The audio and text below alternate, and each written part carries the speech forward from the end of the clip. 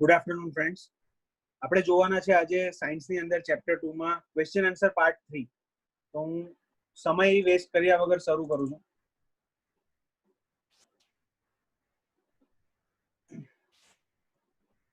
મિત્રો, આજે આપણે જોવાના છે વૈજ્ઞાનિક કારણ આપીને સમજાવો. એમાં સૌપ્રથમ છે ઠંડા પ્રદેશમાં રહેતા લોકોના આહારમાં ચરબીનું પ્રમાણ વધારે હોય છે. તો એનું કારણ શું છે? તો મુખ્ય કારણ પહેલું છે તો કે ઠંડા પ્રદેશમાં રહેતા લોકોને ઠંડી સામે ટકવા માટે શરીરમાં વધારે ઉર્જાની જરૂર રહેતી હોય છે. બીજું, ચરબી તેટલા જ જથ્થાના કાર્બોદિત પદાર્થ કરતા બમણી કે તેથી વધારે ઉર્જા આપતી હોય છે. ત્રીજું, આમ ચરબીવાળા પદાર્થો આહારમાં લેવાથી વધુ ઉર્જા મળતી હોવાથી ઠંડા પ્રદેશના લોકોના આહારમાં ચરબીનું પ્રમાણ વધારે હોય છે. બરાબર. ત્યારબાદ બીજો સવાલ છે, નાના બાળકોને પ્રોટીનયુક્ત આહાર આપવો જોઈએ. તો એનું કારણ છે એમાં પહેલો છે તો કે નાના બાળકના શરીરની વૃદ્ધિ કેવી હોય છે? ઝડપી હોય છે. વૃદ્ધિ દરમિયાન નવી માંસપેશીઓનું સર્જન થતું હોય છે અને આ નવી માંસપેશીઓના સર્જન માટે પ્રોટીન એ અત્યંત જરૂરી છે.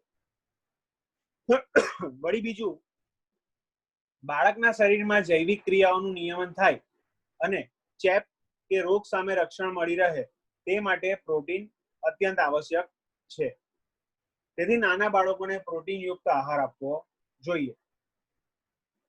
ત્યારબાદ ત્રીજું છે, ગર્ભવતી એટલે કે સગર્ભા સ્ત્રીઓને પ્રોટીનયુક્ત આહાર વધુ આપવો જોઈએ.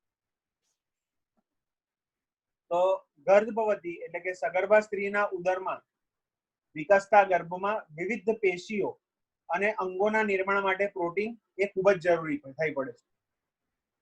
બીજું છે, ગર્ભના રુધિરના વિવિધ ઘટકોના નિર્માણ માટે પણ પ્રોટીન એ ખૂબ જ જરૂરી છે. ત્રીજું છે, ગર્ભ વિકાસ માટે આ જરૂરિયાતો પૂરી પાડવા ગર્ભવતી સ્ત્રીઓને પ્રોટીનયુક્ત આહાર વધુ આપવો જોઈએ. ત્યારબાદ ચોથું છે, બાળકોને સૂર્યના કુમળા તડકામાં રમવા દેવા જોઈએ. તો એમાં પહેલું છે તો કે બાળકના શરીરમાં હાડકાની વૃદ્ધિ અને મજબૂતાઈ માટે વિટામિન ડી એ ખૂબ જ જરૂરી છે. વિટામિન ડી મિત્રો આપણે આગળ પાઠમાં ચર્ચા કરેલી એ મુજબ કે આપણને સૂર્યપ્રકાશમાંથી આપણું શરીર વિટામિન ડી ઉત્પન્ન કરી શકે છે. ત્યારબાદ આ વિટામિન સવાર અને સાંજના સૂર્યના કુમળા તડકામાં રહેવાથી પણ મળે છે, જે મેં હમણાં કીધું તે. સૂર્યના કિરણો ચામડી પર પડતા ચામડીમાં વિટામિન ડી ઉત્પન્ન થાય છે. વિટામિન ડી મળવાથી બાળકને સુક્તાનનો રોગ થતો નથી. તેથી બાળકોને સૂર્યના કુમળા તડકામાં રમવા દેવા જોઈએ. ત્યારબાદ પાંચમું છે, આહારમાં લીલા પાંદડાવાળા શાકભાજી લેવા જોઈએ.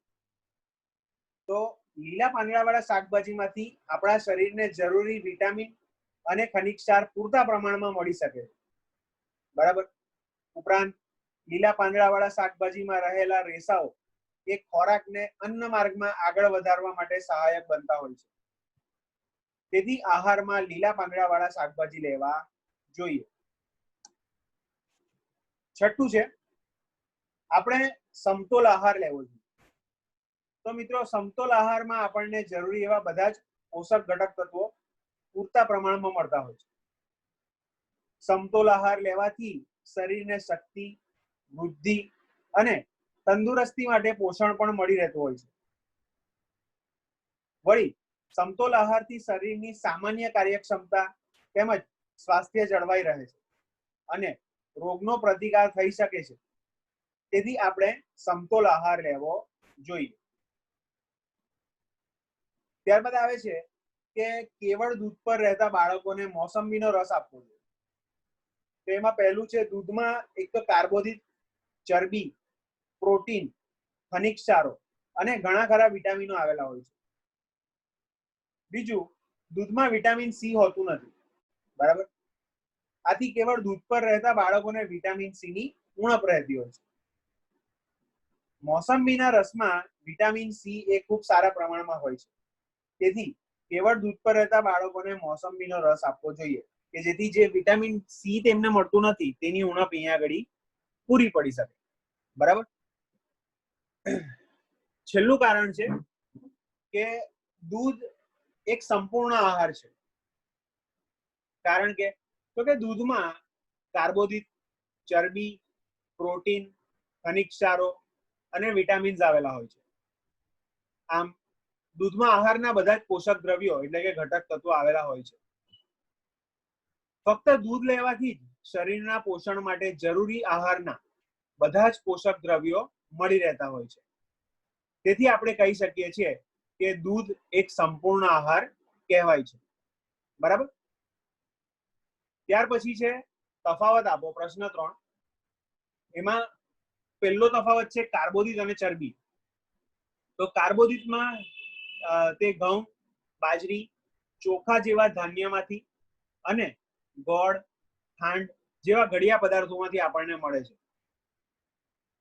ચરબી, તો ચરબી શામાંથી મળે છે? તો કે દૂધ, માખણ, ઈંડા, માંસ, ઘી તેમજ બીજું છે મગફળી, ખાદ્ય તેલ જેવા તૈલી પદાર્થોમાંથી આપણને ચરબી મળતી હોય છે. કાર્બોદિત તો તે ચરબી કરતા પ્રમાણમાં ઓછી શક્તિ આપે છે અને ચરબી તે કાર્બોદિત કરતા બમણી કે તેથી વધુ શક્તિ આપણને આપે છે. ત્યારબાદ બીજો તફાવત છે વિટામિન સી અને વિટામિન ડી. તો વિટામિન સી એ ખાટા ફળોમાંથી મળી રહે છે. વિટામિન ડી તે આપણને દૂધ, માખણ, ઈંડા, માછલીનું તેલ અને સૂર્યપ્રકાશમાંથી મળી રહે છે. વિટામિન સી ની ઉણપથી સ્કર્વીનો રોગ થાય છે અને વિટામિન ડી ની ઉણપથી સુક્તાનનો રોગ થાય છે. આ ખાસ અગત્યના નાના એક વાક્યમાં સવાલ જવાબ તરીકે પણ આવી શકે છે. ત્રીજો તફાવત છે વિટામિનો અને ખનિજ ક્ષારો. તો તે શરીરને રોગથી રક્ષણ આપે છે. બીજું ખનિજ ક્ષારો છે તે શરીરની અગત્યની જૈવિક ક્રિયાઓના નિયમન માટે ખૂબ જ ઉપયોગી થઈ પડે છે. વિટામિનો તો તે આંખ, હાડકા, દાંત અને પેઢાને સ્વસ્થ રાખવામાં શું કરે છે? મદદરૂપ થાય છે. બીજી બાજુ ખનિજ ક્ષારો એ હાડકા, દાંત અને રુધિરના બંધારણ માટે ઉપયોગી થઈ પડે છે. ત્યારબાદ છે જોડકા જોડો. તો વિભાગ એ માં શું છે? તો કે વિટામિનના પ્રકારો અને વિભાગ બી માં છે ત્રુટિથી થતા રોગો. એટલે જો એ વિટામિન્સ ના મળે તો એનાથી કયા રોગ થઈ શકે છે? તો સૌથી પહેલું છે વિટામિન એ. તો વિટામિન એ ના મળે તો રતાંધણાપણું થાય છે. ત્યારબાદ વિટામિન ડી. તો વિટામિન ડી ની ઉણપથી બેરી નામનો રોગ થાય છે. Vitamin C. તો વિટામિન સી ની ઉણપથી સ્કર્વીનો રોગ થાય છે. અને વિટામિન ડી તો એનાથી સુક્તાનનો રોગ થાય છે, હાડકાનો. બરાબર. ત્યારબાદ આવે છે વિટામિન એ ઘટક અને વિટામિન ડી સ્ત્રોત. તો પહેલું છે કાર્બોદિત. તો કાર્બોદિત એનો સ્ત્રોત શું છે? તો કે ધાન્યો. ચરબી, તો ચરબીનો સ્ત્રોત છે તૈલી પદાર્થો. પ્રોટીનનો સૌથી મુખ્ય સ્ત્રોત છે કઠોળ અને વિટામિનનો સ્ત્રોત છે શાકભાજી અને ફળ. તો આ હતા મિત્રો આપણા જોડકા. હવે આપણે જોઈશું વિસ્તૃત પ્રશ્નોના ઉત્તર. ખોરાક રાંધવાથી થતા ફાયદા. ખોરાક રાંધવાથી થતા ફાયદા નીચે મુજબ છે. તો કે ખોરાક રાંધવાથી તે પોચો બને છે અને આથી તે સહેલાઈથી ચાવી શકાય છે. બીજું છે ખોરાક રાંધવાથી સુપાચ્ય બને છે. આથી રાંધેલો ખોરાક રહેવાથી તે સહેલાઈથી પચતો હોય છે. વળી ત્રીજું છે ખોરાક રાંધવામાં મસાલા ઉમેરવામાં આવે છે, તેથી ખોરાક સ્વાદિષ્ટ બને છે. આથી ખોરાક ખાવાની પણ રુચિ જાગે છે અને પાચક રસો વધુ પ્રમાણમાં ઝરે છે. ચોથું છે ખોરાક એ રાંધીને નવી વાનગીઓ બનાવી શકાય છે. આથી ખોરાકમાં વિવિધતા રહે છે. ત્યારબાદ પાંચમું છે ખોરાક રાંધવાથી ખાદ્ય પદાર્થોમાં રહેલા હાનિકારક જીવાણુઓ નાશ પામે છે. વળી ગરમ અને તાજો ખોરાક ખાઈ શકાય છે. તો આ હતા મિત્રો આપણા ખોરાક રાંધવાથી થતા ફાયદાઓ. ત્યારબાદ બીજું છે આહારના પોષક દ્રવ્યો એટલે કે ઘટકોના નામ આપી દરેક પોષક દ્રવ્યોનું કાર્ય સમજાવો. તો આહારના મુખ્ય 5 પોષક દ્રવ્યો છે, એટલે કે 5 ઘટક તત્વો આવેલા છે. કયા કયા? તો કે કાર્બોદિત, બીજું છે ચરબી, પ્રોટીન, વિટામિન અને ખનિજ ક્ષાર. તો આહારના દરેક પોષક દ્રવ્યોનું કાર્ય એ નીચે મુજબ છે. એમાં સૌથી પહેલા છે કાર્બોદિત.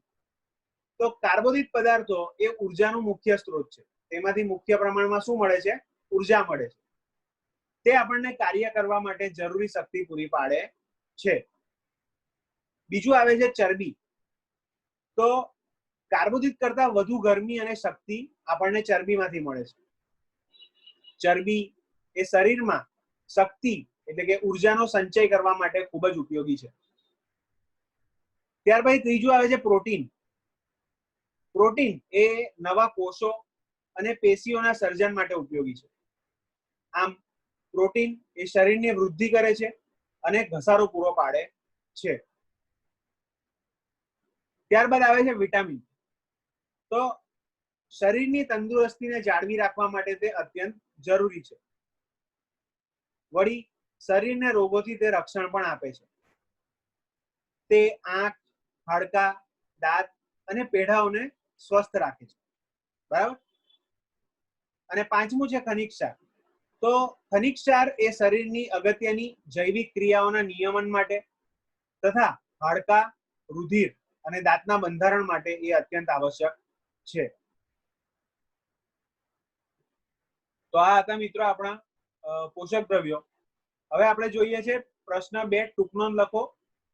એમાં સૌથી અગત્યની છે વિટામિનો અને તેની અગત્યતા. તો વિટામિનો એ આપણા શરીરને અલ્પ માત્રામાં આવશ્યકતા રહેલી હોય છે. ઘણા બધા પ્રકારના વિટામિનો હોય છે, આપણે આગળ જોઈ ગયા તે પ્રમાણે. Vitamin A, B, C, D. આ ઉપરાંત વિટામિન ઈ અને કે પણ હોય છે. બરાબર. વિટામિનોના સમૂહને વિટામિન બી કોમ્પ્લેક્સ કહેવાય છે. વિટામિન બી અને વિટામિન સી પાણીમાં દ્રાવ્ય હોવાથી તેમને જલદ્રાવ્ય વિટામિનો પણ કહેવાય છે. આ પણ આપણે સમજી ગયા. પછી વિટામિન એ, ડી, ઈ અને કે જેમાં ચરબીમાં દ્રાવ્ય હોવાથી તે ચરબી દ્રાવ્ય વિટામિનો પણ કહેવાય છે. પાણી દ્રાવ્ય કયા એટલે કે જલ દ્રાવ્ય કયા અને ચરબી દ્રાવ્ય કયા એ બે વસ્તુ સમજી લેજો. વિટામિનોના મુખ્ય સ્ત્રોત એમાં શું આવે છે? તો કે લીલા શાકભાજી અને ફળો આવે છે. આ ઉપરાંત દૂધ, ઈંડા, માંસ અને માછલીમાંથી પણ આપણને વિટામિનો મળી રહેતા હોય છે. આપણું શરીર એ સૂર્યપ્રકાશની હાજરીમાં વિટામિન ડી નું સંશ્લેષણ કરતું હોય છે. બરાબર. તો આ તો હતી વિટામિનની ઓળખ. હવે તેની અગત્યતા શું છે તે જોઈ લઈએ. તો વિટામિન એ એ આંખો અને ત્વચાને તંદુરસ્ત રાખે છે. વિટામિન બી એ ચેતાતંત્ર અને પાચન તંત્રના કાર્ય માટે ઉપયોગી હોય છે. વિટામિન સી એ આપણને રોગો સામે રોગ પ્રતિકારક શક્તિ આપે છે અને રોગ સામે રક્ષણ કરે છે. તે દાંત અને પેઢાની સ્વસ્થ સ્થિતિ માટે ખૂબ જ ઉપયોગી થઈ પડે છે.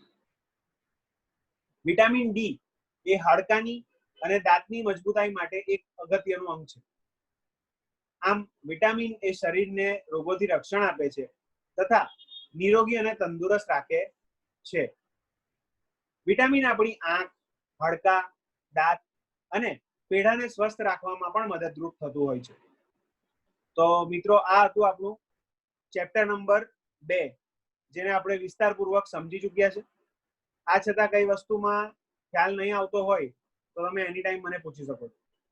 તો આ સાથે હું મારું સેશન કમ્પ્લીટ કરું છું. Thank you.